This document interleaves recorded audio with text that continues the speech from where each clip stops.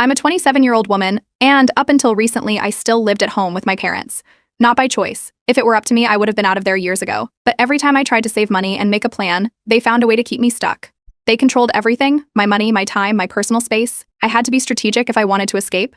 I had a full-time job, but it never felt like my money. My parents insisted that I contribute most of my paycheck to family expenses, or rent, utilities, groceries, except I never saw any of the bills. The numbers never added up. I'd give them almost everything, and they'd still complain about how we were barely making it. Meanwhile, my dad always had a new gadget, and my mom constantly went shopping. When I asked where all the money was going, I got the same response: "You don't need to worry about that.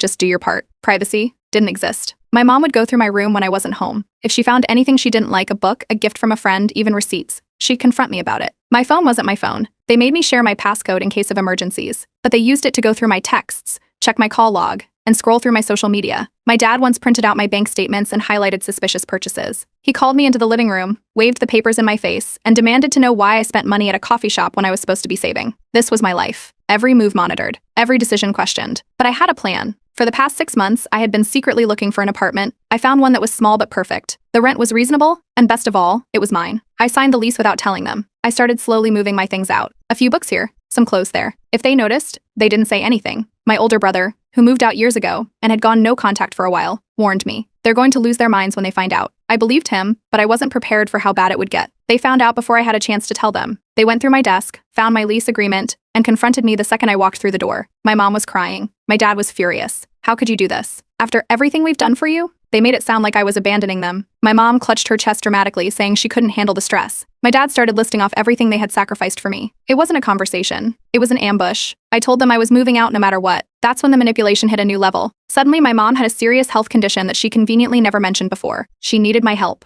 She couldn't survive without me. I wanted to believe her, but when I texted my brother about it, he immediately called me. "She's lying," he said. "She pulled the same stunt when I left." I told them I wasn't changing my mind. That's when my dad called my job, without my knowledge, and told them I would be taking time off to help with a family emergency.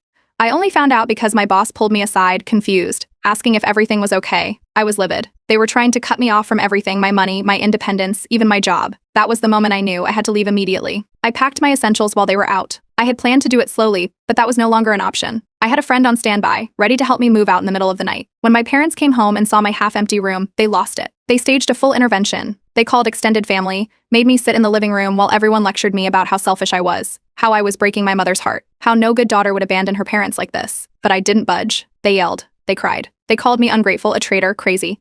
They said I was making a huge mistake, that I'd regret it, that I needed them. I left at 2 a.m. with my friend. I didn't tell them where I was going. I didn't answer their calls. That first night in my apartment, I sat on the floor, surrounded by boxes.